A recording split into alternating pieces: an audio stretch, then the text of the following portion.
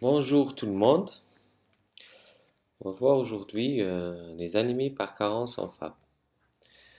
Donc, on va suivre ce plan, une introduction, quelques définitions, un mot sur l'épidémiologie, le chapitre le plus important qui est la physiopathologie. Ensuite, quand on explique bien les données physiologiques et physiopathologiques, tout le reste, ça va suivre donc avec le diagnostic positif, puisque c'est une question de pathologie. On va voir l'examen clinique, les examens biologiques d'orientation, les examens cliniques, biologiques de confirmation, voir les différentes étiologies, le diagnostic différentiel, et on va finir avec le traitement. Comme définition, c'est quoi les facteurs antipernicieux? On a deux facteurs antipernicieux. On a la vitamine B9 qui est l'acide folique et la vitamine B12. Ces deux facteurs sont exogènes, portés par l'alimentation. Ils ne sont pas synthétisés par le corps. Ce sont des vitamines qui sont hydrosolubles. Les deux vitamines interviennent dans la synthèse de l'ADN d'une façon directe comme la B9 ou bien comme coenzymes comme la vitamine B12 qui sont indispensables puisqu'on est donc dans l'hématopoïèse, donc ils sont indispensables à l'hématopoïèse, essentiellement l'érythropoïèse qui vont permettre donc ils vont assurer la maturation et la multiplication des érythroblastes. On a dit qu'ils sont responsables de la synthèse de l'ADN, donc la multiplication des érythroblastes. La carence en FAB, c'est une anémie qui est macrocytaire, c'est-à-dire le volume des globules rouges qui est supérieur, donc le volume globulaire moyen qui est supérieur à 100. Elle est mégaloblastique. On va voir c'est quoi mégaloblastique. Donc, comme l'anémie Férry-Privette, c'est une anémie microcytaire hypochrome. L'anémie par carence en FAB, c'est une anémie qui est macrocytaire mégaloblastique. La carence en folate, c'est une cause qui est très fréquente d'anémie donc en Algérie à cause des déséquilibre entre l'apport et le besoin et parce que le programme mais elle est de moins en moins fréquente parce qu'on a mis en place un programme de supplémentation systématique en fer et en folding essentiellement chez la femme enceinte. Mais ça reste une étiologie, l'anémie en folate très fréquente. L'anémie en B12 par contre, elle est moins fréquente. Donc les plus fréquentes, c'est l'anémie par carence en fer et l'anémie par carence en folate.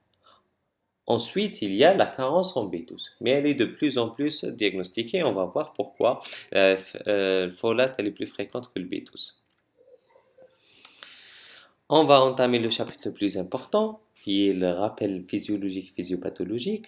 Donc, vous connaissez, j'espère tous, ce schéma.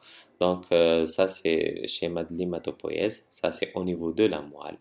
On a la cellule souche hématopoïétique qui va donner des progéniteurs myéloïdes et lymphoïdes. Et dans la myéloïde, on a l'érythroblastique, on a la mégacariocytaire, on a la granulo qui va donner, c'est la granulopoïèse, donc qui va donner des granulocytes, que ce soit neutrophiles, basophiles ou eosinophiles, et la lignée monocytaire. Nous, ce qui nous intéresse aujourd'hui, c'est la lignée érythroplastique. Je vous ai montré, je vous montre à chaque fois ce schéma pour vous dire que ces différents processus, ils ont besoin de facteurs. Parmi ces facteurs, donc, ce qui est commun, donc, comme les L3, GMCSF, mais dans la lignée érythroplastique, c'est essentiellement l'érythropoïétine. Ça, c'est pour les facteurs intrinsèques. On a dit que l'érythropoïétine est synthétisée par le rein, c'est pour ça en cas d'insuffisance rénale, on a une anémie. Mais il y a d'autres facteurs qui interviennent dans la maturation et la multiplication. La maturation, c'est-à-dire la synthèse de l'hémoglobine, donc on a besoin du fer. C'est des facteurs extrinsèques. Et pour la multiplication et la division, on a besoin des facteurs antipernicieux qui interviennent dans la synthèse de l'ADN, comme vitamine B12 et l'acide folique. Donc ce schéma, il montre les différentes cellules, donc le compartiment des précurseurs de pro-érythroblaste vers réticulocyte, ensuite qui va donner l'érythrocyte. Pro-érythroblaste, plus la cellule jeune, plus la cellule est jeune, plus elle est de grande taille. Plus la basophilie, elle est basophile, c'est-à-dire il y a de l'ARN, il y a de la synthèse. Donc voilà, il y a de l'ARN. Et le noyau, il est de grande taille, la chromatine, elle est fine, et il y a un nucléole, c'est-à-dire c'est une cellule qui est jeune. Voilà. Plus la cellule entame sa maturation, plus elle devient mature, plus la taille diminue, plus le noyau diminue, et plus la basophilie diminue.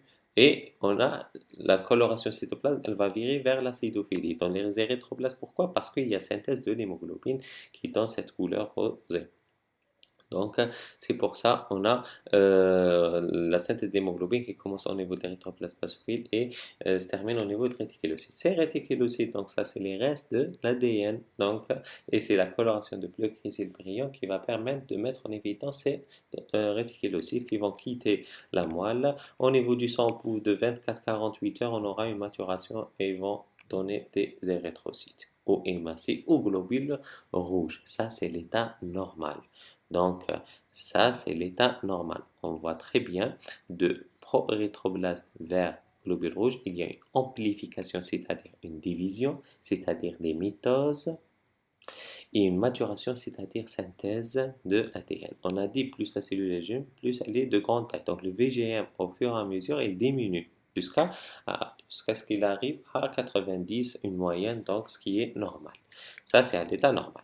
Et plus la cellule, elle, subit une maturation, plus le globule rouge ou bien l'érythroblaste sera chargé en hémoglobine, donc TCMH augmente. Ça, c'est à l'état normal, elle donne les différentes cellules. Voilà. Mais si on a un problème de synthèse d'ADN, c'est-à-dire déficit en B9 ou bien en B12. Donc, si on a un déficit de synthèse d'ADN, qu'est-ce qu'il y aura? Donc, il y aura moins de mitose. Donc, qu'est-ce qu'on aura? La taille de la cellule reste donc augmentée. Voilà, il n'y aura pas de mitose. Donc, il n'y aura pas une diminution de la taille de la cellule. Donc, ce qui va donner une macrocytose. Le VGM, il va rester augmenté, ce qui va donner une macrocytose parce qu'il y a inhibition du cycle cellulaire. Il n'y a pas d'ADN. Donc, il y a une inhibition du cycle cellulaire. Donc, du coup, on aura une macrocytose. La maturation, elle se poursuit le plus normalement. Donc, la synthèse de l'hémoglobine, elle se poursuit. Donc, c'est pour ça qu'on a un taux de TCMH ou bien de CCMH, concentration en hémoglobine, qui est normal. Et on aura une macrocytose. Mais sur le plan, donc, sur la moelle, qu'est-ce qu'on aura? On a dit plus la cellule elle est jeune, plus elle est de grande taille. Donc, puisqu'il n'y a pas une division, elle reste de grande taille. Donc, ce qu'on appelle le gigantisme cellulaire, des cellules de grande taille. De grande taille. Et puisqu'il n'y a pas, donc il n'y a pas une division, le noyau reste jeune. Donc, ce qu'on a, donc voilà, c'est les pro-érythroblastes. Donc le noyau, il va rester jeune. C'est pour ça on dit blast. Donc c'est des cellules qui sont jeunes. Ou puisqu'ils sont de grande taille, on dit mégaloblastes. Donc c'est des cellules de grande taille avec un noyau qui est immature. Donc, c'est ça ce qui va passer en cas de déficit en synthèse de l'ADN. Donc, les cellules restent de grande taille, le noyau reste jeune. Pourquoi il y aura une basophilie?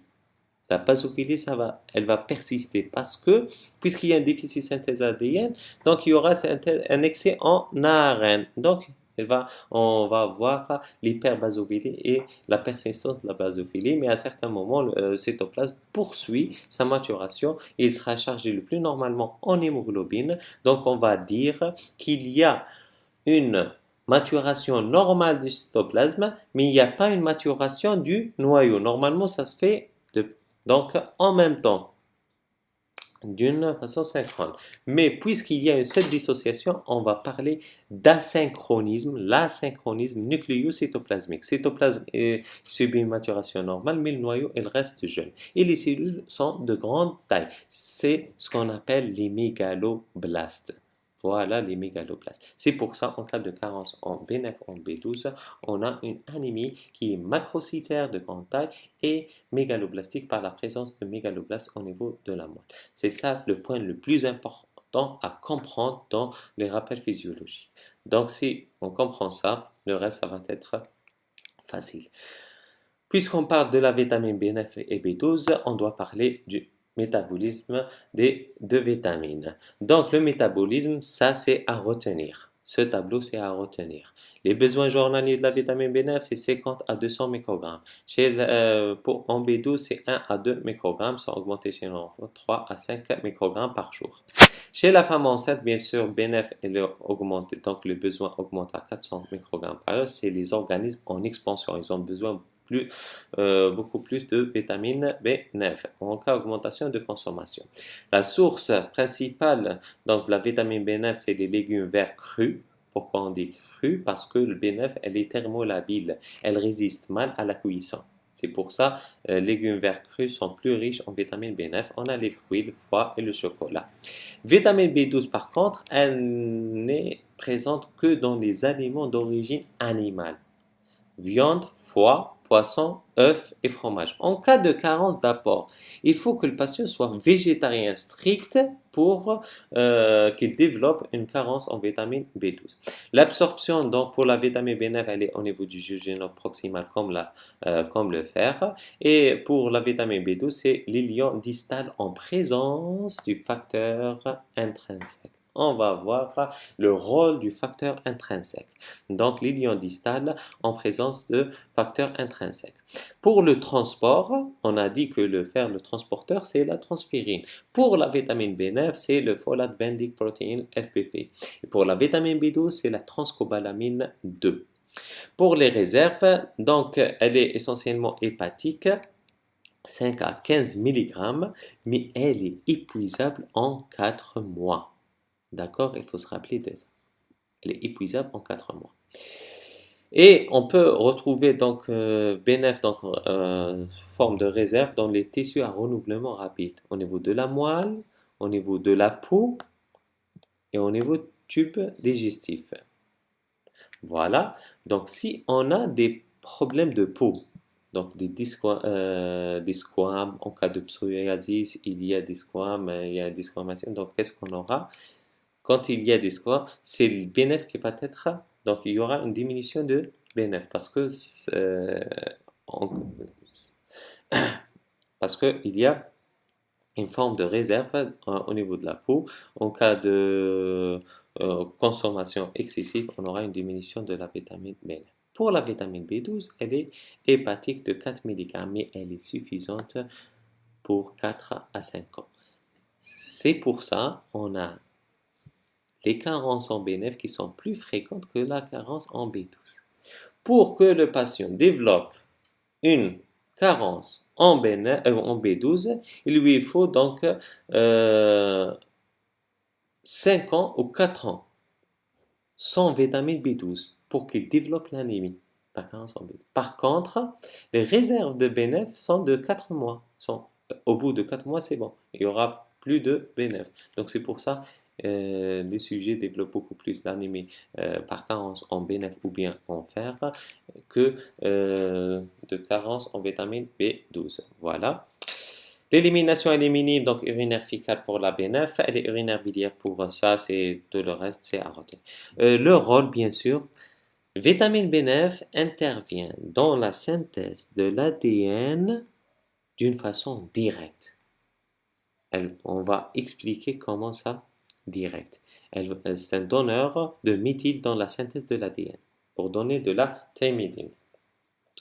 Et pour la vitamine B12, elle intervient comme coenzyme, donc d'une façon indirecte. Et elle a un deuxième rôle qui est l'action sur la myéline des fibres nerveuses, donc sur le système neurologique. Le dosage, donc le taux plasmatique de B9, c'est 5 à 15 microgrammes par litre. Activité intra-érythrocytaire est supérieure à 200, donc ce qui reflète vraiment Vitamine B9, c'est le dosage intra-érythrocytaire. Pour le taux plasmatique de la vitamine B12, il est entre 200 à 500. Voilà pour le métabolisme. Ce tableau, c'est à retenir.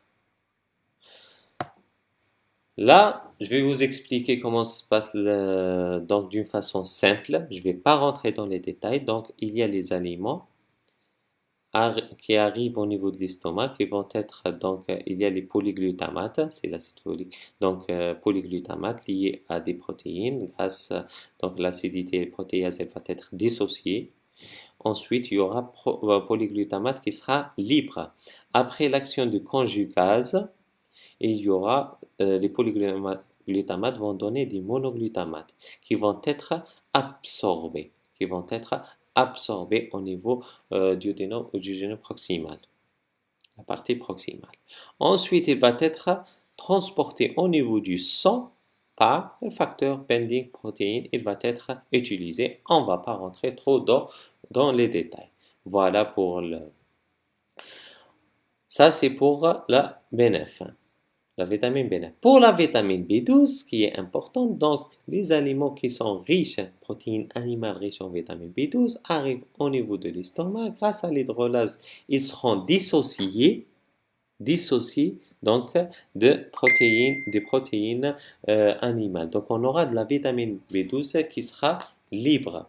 La vitamine B12 qui sera libre.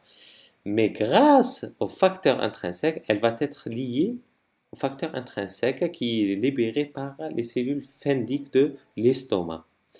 Avec le facteur intrinsèque, il va être lié, donc le bleu c'est vitamine B12 et tout ce qui est en mauve c'est le facteur intrinsèque. Donc après la liaison de la vitamine B9 au facteur intrinsèque au niveau de l'estomac, ils vont être absorbés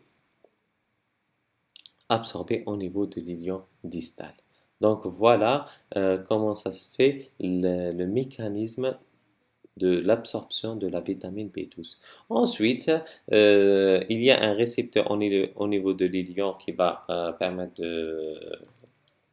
à la vitamine B12 de traverser. Ensuite, au niveau du sang, c'est le transcobalamine qui va prendre le relais et transporter la vitamine B12. Donc voilà le mécanisme de métabolisme de la vitamine B9 et de la vitamine B12.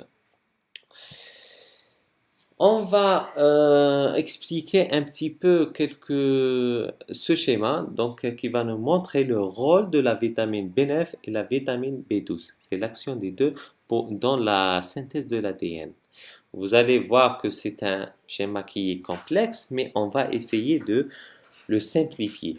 Donc, on a dit au niveau des aliments, on a des polyglutamates qui vont être par conjugase transformés en monoglutamates. Ces monoglutamates vont être transformés en méthyltétrahydrofolate. C'est la forme circulante, c'est ça la forme circulante. Donc c'est le méthyltétrahydrofolate qui va être transformé en une forme qui est fonctionnelle, qui est tétrahydrofolate, c'est ça la forme fonctionnelle. D'accord? Mais grâce à un coenzyme qui est méthionine synthétase, qui est méthylcobalamin, qui est la vitamine B12. Donc voilà. L'alimentation à acide folique qui va donner 5-méthyl-THF, tétrahydrofolate, et grâce à la vitamine B12, elle va donner tétrahydrofolate. Donc, c'est la vitamine B12 qui joue un rôle comme coenzyme.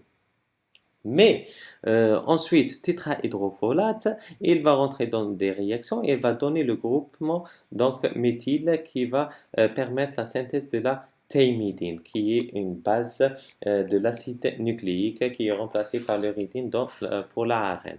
Donc voilà comment intervient B9 dans la synthèse de l'ADN d'une façon directe. Mais la vitamine B12, c'est d'une façon indirecte. Elle va transformer le méthyltétrahydrofolate en tétrahydrofolate. C'est comme coenzyme.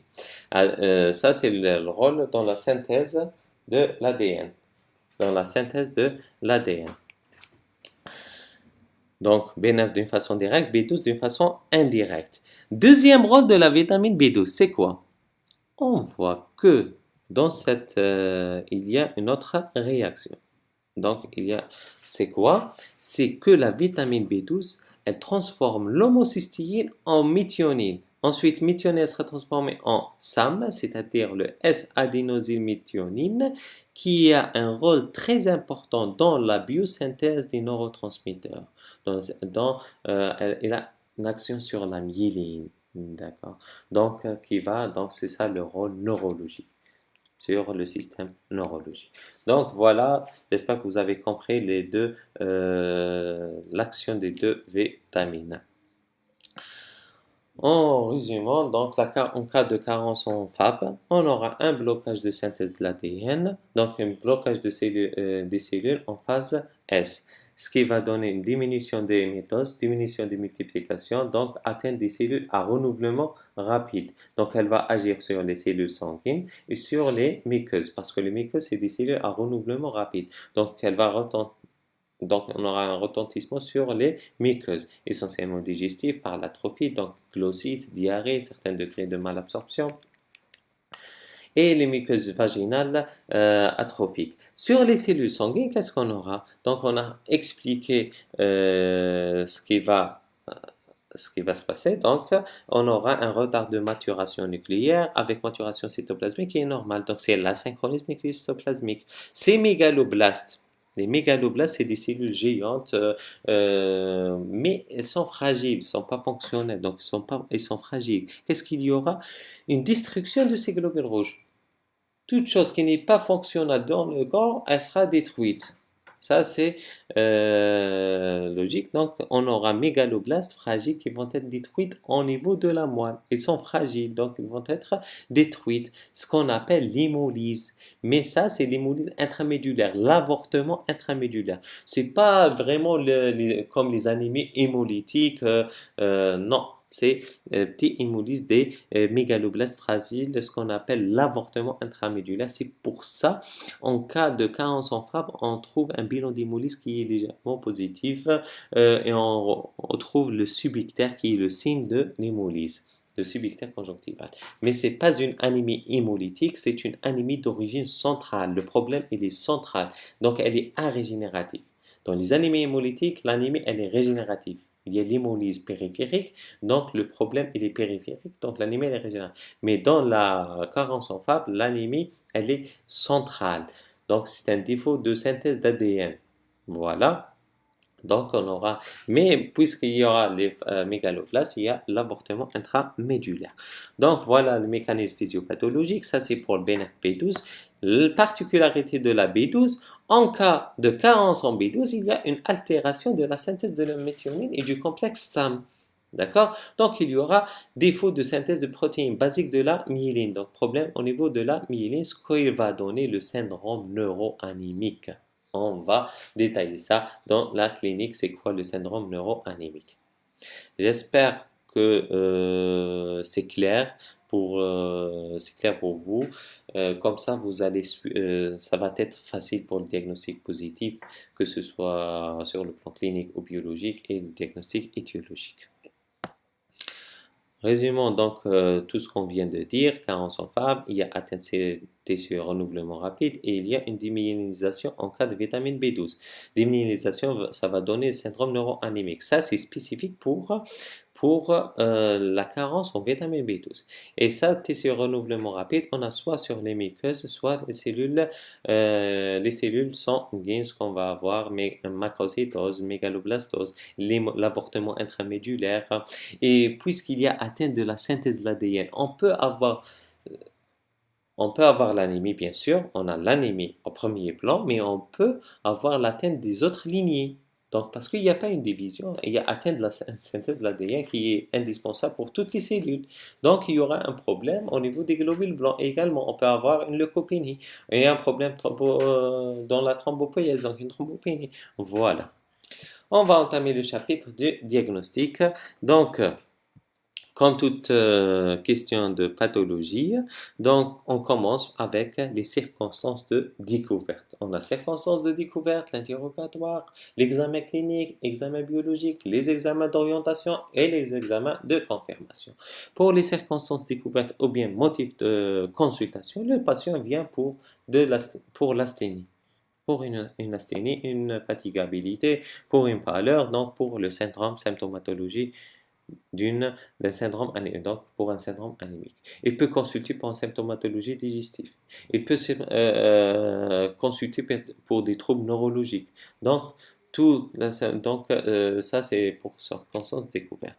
Pour signe d'appel, donc une autre pathologie associée, ou bien découverte fortuite lors d'un bilan. Puisque l'installation elle est progressive, l'anémie elle est tolérée, donc donc s'il fait un bilan systématiquement, d'une façon systématique, il va retrouver une anémie. Voilà. Voilà. Donc, pour l'examen clinique, on a le syndrome. Donc, on a dit les cellules à renouvellement rapide, les cellules sanguines et les muqueuses. Donc, les cellules sanguines, on aura au premier plan le syndrome anémique. Le syndrome anémique, c'est quoi? Les signes fonctionnels, c'est le vertige, les céphalées, bourdonnement d'oreilles, l'hypotémie, palpitations, le corps il va essayer de compenser donc le cœur il va essayer de compenser, donc on aura une tachycardie, etc. Donc ça, c'est les signes subjectifs, c'est les signes fonctionnels que le patient va nous donner comme information. Les signes physiques, c'est l'aspect donc, une pâleur qui est dans la muqueuse. On peut retrouver un subictère qui est dû à l'avortement intramédulaire. Voilà. Les signes digestifs, on a essentiellement l'atrophie des cellules épithéliales buccales et digestives. Donc, buccale, on a la glossite atrophique, c'est la glossite inter, c'est une langue qui est lisse, des papilles vermicées, abrasées, et dyspeptique, c'est les crampes, brûlures épigastriques, irritation, anorexie, etc. Les diarrhées, on a une diarrhée pâteuse, indolore, postprandiale ou en fin de journée, ça signe des signes digestifs. Donc, en cas de carence en femme, il y a les signes syndrome anémique et les signes digestifs. Voilà donc la langue et la glossite de inter. Qu'est-ce qu'on a en cas de vitamine B12? Il y a le syndrome neuroanémique. C'est quoi le syndrome neuroanémique? Il est inconstant, mais il peut apparaître même en absence d'anémie. Et il y a un risque de séquelles invalidantes. Donc, le tableau de sclérose, ce qu'on appelle le tableau de sclérose combinée de la moelle. C'est-à-dire, au début, on a des troubles subjectifs. Le patient il va se plaindre de paresthésie, de fourmillement au niveau des extrémités, fatigabilité. Ensuite, à un stade avancé, il y a l'installation neuroanémique. Donc, il y a d'abord le syndrome cordonal postérieur, c'est-à-dire atteinte de la sensibilité profonde avec ataxie et syndrome positif. Ensuite, l'atteinte du faisceau pyramidal, donc syndrome pyramidal, un Babinski qui est positif, réflexe cutanoplantaire qui est en extension et diminution de la force musculaire. Voilà donc le syndrome neuroanémique. Donc, installation progressive. Il commence avec des signes subjectifs. Ensuite, il y a l'atteinte de la sensibilité et d'équilibre. Ensuite, syndrome pyramidal. Jusqu'à un stade très avancé, c'est la paraplégie spasmodique. Donc, c'est la paraplégie spasmodique, c'est irréversible. Il y a des troubles psychiques associés. Il y a d'autres pathologies, d'autres signes comme l'hyperpigmentation cutanée, mais ce qu'il faut retenir, c'est surtout le syndrome anémique et les signes digestifs. En cas de carence en vitamine B12, c'est des signes neurologiques. Ça, c'est pour rechercher. Et on a le signe donc qu'on peut rajouter, c'est le subictère dû à l'avortement intramédulaire. On peut retrouver parfois un œdème rétromalléolaire, etc. Donc voilà pour les signes cliniques. Donc un bon interrogatoire pour rechercher les signes fonctionnels et un examen minutieux pour rechercher tous ces signes. On a suspecté le patient est consulté pour syndrome anémique, donc on fait un hémogramme. Qu'est-ce qu'on va retrouver au niveau de l'hémogramme? Donc on va retrouver une anémie qui est taux d'hémoglobine qui est inférieur à 13 chez l'homme, 12 chez la femme et 10,5 chez la femme enceinte. Une macrocytose, c'est-à-dire VGM qui est supérieur à 100 pentolitres. Une normochromie et l'anémie, elle est d'origine centrale, elle est arégénérative. On a dit que les autres lignées peuvent être touchées. On peut retrouver une leucopénie, on peut retrouver une thrombopénie. Donc, on aura soit anémie isolée, soit bicytopénie, soit pancytopénie. Donc voilà, on fait le frottis sanguin pour confirmer nos données hématométriques. Donc, on aura la macrocytose. Donc, on va retrouver la macrocytose. Il y a un autre point très spécifique des carences en Fab. C'est les PN hypersegmentés. On a vu dans les mathémétries qu'il y a une formule d'Arnett, les lobes, les polynucléaires et les polylobés. Polynucléaires neutrophiles et polylobés, en moyenne 3. Donc, s'il y a un excès, plus de 4 à 5 lobes, donc il y a des PN qui sont hypersegmentés. J'ai mis quelques remarques en rouge. Ça, c'est des moyens de surveillance. L'hypersegmentation des PN, elle est précoce, c'est le premier signe qui apparaît avec l'installation de l'anémie, et c'est le dernier signe qui va disparaître. C'est-à-dire, si on a un patient qui vient, déjà, il a été traité par, il avait une anémie, et il a été mis sous BNF, mais quand il vient chez nous, si on fait le dosage, si on fait, ça va pas être, parce que il a pris du BNF. Les résultats vont être faussés. Donc, on a faussé les résultats. Donc, il y a quelques signes qu'on peut, on peut les rechercher comme l'hypersegmentation. Si on fait un profil, il y a toujours l'hypersegmentation. Donc, effectivement, notre patient, il avait une carence en Fab. Il y a notre remarque. On a dit que l'anémie par carence en Fab, elle est macrocytaire. On a dit que l'anémie fériprive, elle est microcytaire. Si on a une macrocytose, il y a un autre mécanisme qui tend vers la microcytose. Qu'est-ce qu'on aura? Une normocytose. Si on a une anémie mixte, par exemple carence en fer et en B9, ou bien une carence en fer et en B12, qu'est-ce qu'on aura? Au niveau de l'hémogramme, on a une normocytose. Hypochromie parce qu'il y a une diminution de la synthèse d'hémoglobine, parce qu'il y a un déficit en fer. C'est clair. Mais pour rechercher la double population, on doit faire, pour confirmer le frottis sanguin, on va retrouver au niveau du frottis une double population, des macrocytes et d'autres des microcytes. C'est la double population, c'est la nésocytose, différence de taille. D'accord, ça c'est une remarque, on ferme la parenthèse. On revient à notre cours. Ça, c'est en cas d'anémie mixte, on aura une anémie qui est normocytaire, hypochrome, à régénératif. Au niveau du frottis, il y a une double population. Parce qu'on peut vous donner un cas clinique avec une anémie mixte. Par exemple, si on a, puisque le site d'absorption de la BNF et du fer, c'est le même site, si on a un problème au niveau de ce site, donc il y aura une diminution du fer et de la BNF. Donc on aura une anémie mixte. Voilà, on revient à notre carence en Fab.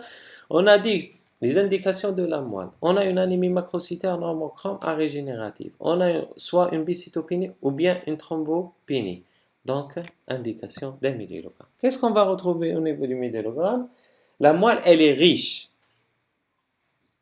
On aura une hyperplasie de la ligne érythroplastique. La moelle, elle va essayer de compenser. Il y a une anémie, elle va essayer de compenser. Qu'est-ce qu'on va retrouver également? Des mégaloblastes. On a expliqué c'est quoi les mégaloblastes, c'est des cellules érythroplastes de grande taille, le noyau il est jeune, et cytoplasme abondant et basophile parce qu'il y a reste de l'ADN. Il y a l'asynchronisme nucléocystoplasmique, il y a la mégaloblastose. La mégaloblastose, c'est un signe également de surveillance qui est précoce mais qui disparaît dès le début du traitement. Voilà. Les myélocytes métamyélos sont de grande taille et les mégakaryocytes sont hypersegmentés. Voilà. Donc, au niveau du frottis, il y a la macrocytose. Les PN sont hypersegmentés. C'est un signe pratiquement spécifique de la carence en Fab. Et on a la mégaloblastose des cellules de grande taille, la basophilie qui persiste. Vous voyez, le noyau, il est jeune. Mais là, c'est un érythroplasme qui est polychromatophile. Donc, vous voyez que le cytoplasme, il tend vers la cytophilie. Mais elle est de grande taille, le noyau il est jeune, et la chromatine fine en rayon de roue. Donc vous voyez, là il y a des nucléoles, voilà, et la basophilie. Donc il y a toujours la basophilie parce qu'il y a un excès en ARN puisqu'il y a un déficit en ADN. Voilà donc pour la cytologie. On peut, donc on a dit il y a un avortement intramédulaire, si on fait un bilan d'hémolyse, on retrouve un bilan d'hémolyse légèrement positif. Ça, on ne va pas s'attarder sur ça, on va voir c'est quoi le bilan d'hémolyse en détail dans le cours de l'hémolyse. Mais pourquoi on a de l'hémolyse positive, donc de l'hémolyse dans la carence en Fab? Parce qu'il y a un avortement intramédulaire, ce n'est pas une anémie hémolytique. D'accord? Il faut bien comprendre ça. Et puisqu'il n'y a pas de la vitamine B12, il y aura un excès en homocystéine. L'homocystéine, elle est responsable parfois de thrombose. Voilà. Pour la biologie, bien sûr, je vous parle des grandes lignes et le pourquoi des choses. Voilà. On va On a les examens d'orientation, on doit confirmer notre diagnostic. Comment on confirme notre diagnostic? C'est soit le dosage, donc vitamine B12 inférieure à 200, soit le test thérapeutique. C'est comme le fer, mais il y a une chose. Le fer, on donne à dose thérapeutique, mais la vitamine B12, on donne de la vitamine B12 à dose physiologique, 1 à 2 microgrammes par jour pendant 3 jours. Préférence donnée par voie injectable. On donne par voie injectable pour s'il y a un problème de malabsorption, on évite ça. Par voie injectable. Et on guette la crise réticulocytaire entre le 5e et le 10e jour. On fait des réticulocytes 5e jour. S'il n'y a pas de crise réticulocytaire, c'est-à-dire réticulocyte supérieur à 120 000, on refait au bout de 10 jours. S'il n'y a pas une crise réticulocytaire, on passe à la vitamine B9. On fait un test thérapeutique à la vitamine B9 qui consiste à introduire la vitamine B9 100 à 200 microgrammes à dose physiologique 3 jours. Et l'hyperréticulocytose, elle sera franche au bout du 5e, 10e jour. Pourquoi de tests thérapeutiques? Bien sûr, il y a les autres méthodes, c'est le dosage. Pour les dosages, ils ne sont pas très fiables, donc on préfère les tests thérapeutiques. Voilà, parce que pour le BNF, il faut faire vraiment le dosage intra-érythrocytaire. C'est pas tous les labos qui font ça. Et pour la B12, il faut refaire vraiment le dosage parce que ça diffère d'un labo à un autre. Donc le test thérapeutique, il est plus fiable. Mais il y a un point très important en décadence en FAP. Il faut toujours commencer et débuter par la vitamine B12 afin d'éviter le piège à folate. C'est quoi le piège à folate? Je vais vous expliquer c'est quoi le piège à folate. On a vu déjà ça, donc les rôles de la vitamine B9, B12. La forme fonctionnelle, on a dit que c'est la THF. Supposons que ce patient il a un problème, une carence en vitamine B12. Il a une carence B12. Donc, il n'y a pas de THF. Parce qu'il n'y a pas le coenzyme. Il n'y a pas de la vitamine B12, donc il n'y a pas un problème au niveau de la synthèse des neurotransmetteurs. Donc, on a double problème. Voilà. Si on donne de la BNF, donc nous, quand on donne de la BNF, c'est de la BNF qui est fonctionnelle. C'est de la THF directement. D'accord? Donc, qu'est-ce qu'on aura? La correction, donc la synthèse de l'ADN, elle va s'effectuer le plus normalement. Parce qu'on a court-circuité ça. Mais on n'a pas réglé le problème de troubles neurologiques. Et comme ça, on va corriger l'anémie. On dit effectivement, le patient il a une carence en BNF. Parce que c'est ça le piège folate. Donc, folate, elle peut corriger l'anémie même si on a une anémie par B12. Parce que l'action directe, c'est le folate qui a une action directe. Et le B12, elle a une action indirecte. L'alimentation, elle apporte une BNF qui n'est pas fonctionnelle. Donc, elle doit subir quelques modifications, des réactions. Mais quand on donne à pour traiter, donc on donne directement fonctionnel. Donc, on va court-circuiter cette chaîne et on va aboutir directement à la synthèse de l'ADN. Comme ça, on va corriger l'anémie, mais on ne va pas corriger le trouble neurologique. Après, le patient n'a pas d'anémie. On ne va pas penser à la carence en FAP parce qu'on a réglé ce problème. Donc, on ne va pas doser de la vitamine B12 jusqu'à ce que le patient il va développer les troubles spasmodiques qui sont irréversibles. Vous voyez, c'est ça le piège à folate. Donc, qu'est-ce qu'on fait? On commence par la vitamine B12. Si on a une crise réticulocytaire, donc on va régler le problème de la synthèse de l'ADN, donc puisqu'on n'a pas de problème BNF, donc on n'a que le problème B2. Donc cette chaîne, elle va reprendre, donc on aura la synthèse de l'ADN, on va régler le problème de troubles neurologiques et le problème de l'anémie. Si on n'a pas une crise réticulocitaire par la vitamine B12, c'est-à-dire il n'y a pas de B9, donc on fait le test à B9. C'est ça ce qu'on appelle éviter le piège à folate. Donc, une fois on a posé notre diagnostic, on doit rechercher l'étiologie. Les étiologies, donc il y a les carences en B9 et il y a carence en B12. L'étiologie en cas de carence B9, c'est on a soit carence d'apport, ça c'est à retenir également. Donc, euh, carence d'apport, c'est la malnutrition, accroissement des besoins chez les multiparts, grossesse gémellaire, allaitement et prématuré. C'est les organismes en expansion. C'est pour ça, dans l'interrogatoire, on va demander combien vous avez eu de grossesses, est-ce qu'ils sont espacés ou non, voir l'état des réserves, la nutrition, est-ce qu'elle est riche en légumes ou non, protéines animales ou non, etc. Malabsorption, c'est essentiellement la maladie cœliaque ou bien un problème au niveau du jugénat. Affection du grêle, il y a un excès d'utilisation, donc comme le psoriasis, donc il y a des squames qui vont se détacher, donc il y a de la bénéfice qui va être perdu. Donc c'est ça, c'est excès d'utilisation, c'est un excès d'utilisation comme le psoriasis. Et même, il intervient le BNF dans la synthèse des cellules à renouvellement rapide. Voilà, donc excès d'utilisation, on va utiliser le BNF en excès. Les anémies hémolytiques, parce qu'il y a destruction des globules rouges et à chaque fois ils demandent de la BNF, ils demandent de la BNF, donc il y a un excès d'utilisation. C'est pour ça, en cas d'anémie hémolytique, on donne BNF à titre préventif.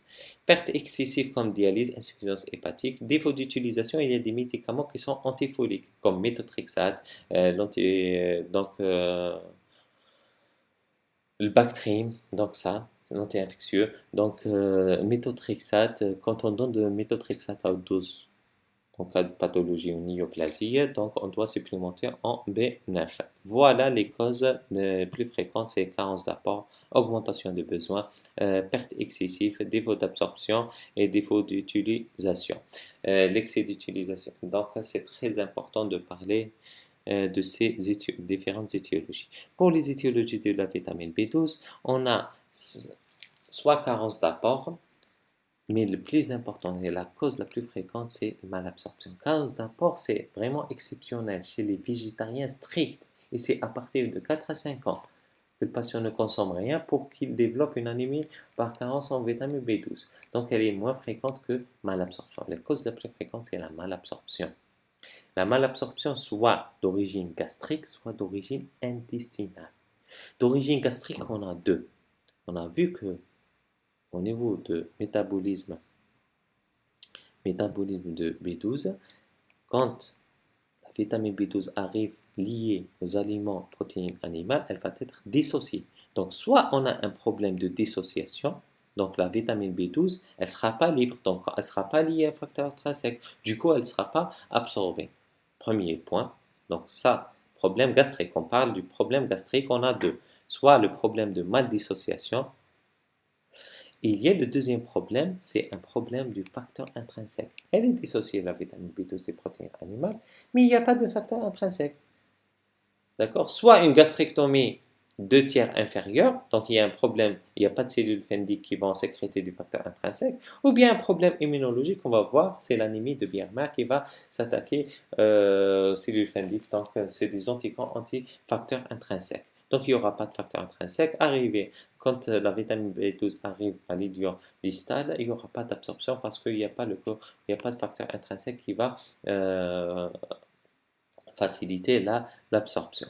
Donc, soit un problème gastrique, il y a les deux, problème facteur intrinsèque ou bien problème de dissociation, soit au niveau de l'ilion distal, c'est les différentes pathologies qui peuvent toucher l'ilion distal, une résection, la maladie de Crohn, le lymphome intestinal, etc. Donc, ça, c'est les deux points les plus importants. Malabsorption, c'est la cause la plus fréquente. Et puis, il y a les carences d'apport chez les végétariens stricts. Et il y a les causes congénitales quand il y a un problème de transporteur, c'est un défaut de synthèse de transcobalamine 2. Donc, voilà. C'est quoi l'anémie de Biermer? L'anémie de Biermer, c'est une anémie par carence en B12. C'est une malabsorption gastrique parce qu'il y a un défaut de facteur intrinsèque dû à une gastrite atrophique, un problème Fendick, donc d'origine auto-humaine. D'accord? Il y a des anticorps anti-facteurs intrinsèques. D'accord? Donc, cliniquement, on a les signes de l'anémie, les signes de la carence en B12, généralement, on a des signes neurologiques. Il y a souvent, c'est un élément d'orientation, donc, ça nous aide dans la démarche diagnostique. Souvent, on a un terrain d'auto-immunité, donc on a diabète associé, un vitiligo, etc. Biologique, donc voilà, c'est la même biologie, anémie macrocytaire non propre régénératif. Il y a la mégaloblastose médulaire, la vitamine B12 elle est effondrée et le test à la vitamine B12 elle est positive. Le test de Schilling, c'est un test qui est abandonné. Ça permet, c'est en médecine nucléaire, ça passe sur la radioactivité, donc il va nous indiquer le site de la malabsorption. Voilà. Donc, on va saturer le corps par la vitamine B12 par des injections en IM. Ensuite, le patient va prendre par voie orale de la vitamine B12 qui est marquée. Donc, elle est marquée, cette vitamine B12. Ensuite, on va quantifier la radioactivité au niveau des urines. S'il y a un problème de malabsorption, il n'y aura pas de radioactivité. Ça, c'est le premier point. Donc, il y a un problème de malabsorption. Ensuite, on rajoute du facteur intrinsèque. Si on a une radioactivité au niveau des urines, donc le problème, il est gastrique. Donc, il y a un problème au niveau du facteur intrinsèque. S'il n'y a pas de radio, même si on rajoute du facteur intrinsèque par voie orale, on corrige par le facteur intrinsèque, la vitamine B12 marquée, on ne la retrouve pas dans les urines. Donc, le problème, il n'est pas gastrique, il est intestinal. Donc, ça permet de localiser le déficit, mais ce test, il est abandonné. Donc, on pratique, pour la vitamine B12, on pratique une fibroscopie oso-gastro-duodénale et on va retrouver une atrophie phendique. On fait la biopsie, on va retrouver une gastrite atrophique phendique avec un filtrat lymphocytaire. Si on fait le bilan immunologique, c'est la présence d'auto-anticorps antifacteurs intrinsèques et les anticorps anticellules pariétales. Donc voilà, le traitement il consiste à injecter de la vitamine B12 à vie et il faut contrôler à chaque fois par des fibroscopies chaque 2 ans avec biopsie parce qu'il y a risque de transformation et de cancérisation. Voilà pour l'anémie de Biermer. Le diagnostic différentiel avec les anémies macrocytaires, donc on a soit les anémies macrocytaires arégénératives, soit les anémies macrocytaires régénératives. Pour les arégénératifs, on a essentiellement le syndrome myélodysplasique et la leucémie LAM6, leucémie aiguë myéloblastique 6, érythroleucémie, ou bien la non mégaloblastique, c'est l'alcoolisme, l'hypothyroïdie, cirrhose. Et pour les anémies régénératives, c'est les hémorragies et les anémies hémolytiques comme diagnostic différentiel, ça c'est pas. Donc, généralement, le tableau de carence en FAP, il est évident, il est facile, donc le diagnostic, il est facile à poser. Voilà, il y a le contexte, il y a la clinique, les différents signes, surtout anémiques et les signes digestifs. Pour la vitamine B12, il y a la carence en vitamine B12, il y a les troubles neurologiques. On a plusieurs éléments d'orientation, la macrocytose, mégaloblastose, PN hypersegmenté, etc. Et on confirme par les tests thérapeutiques. On recherche bien sûr surtout l'étiologie.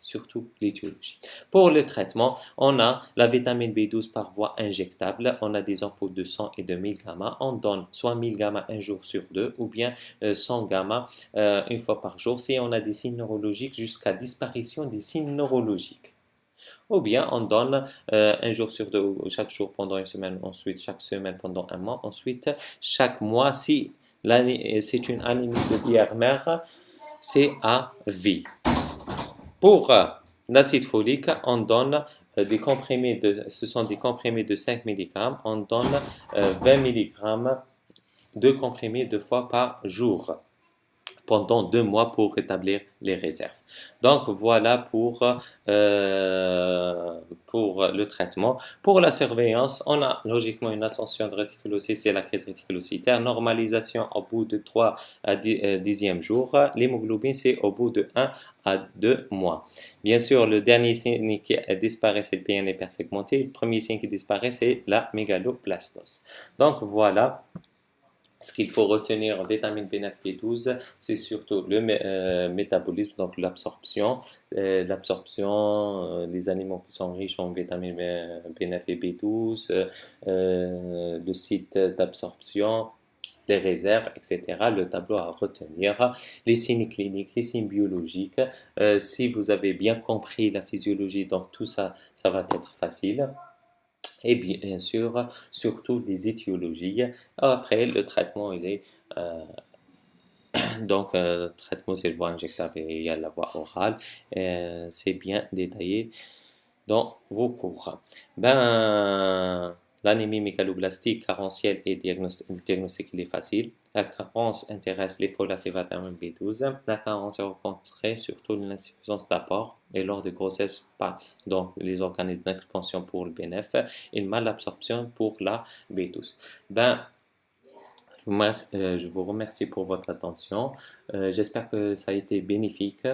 Je vous souhaite bon courage, et prenez soin de votre santé. À la prochaine vidéo. Inch'Allah.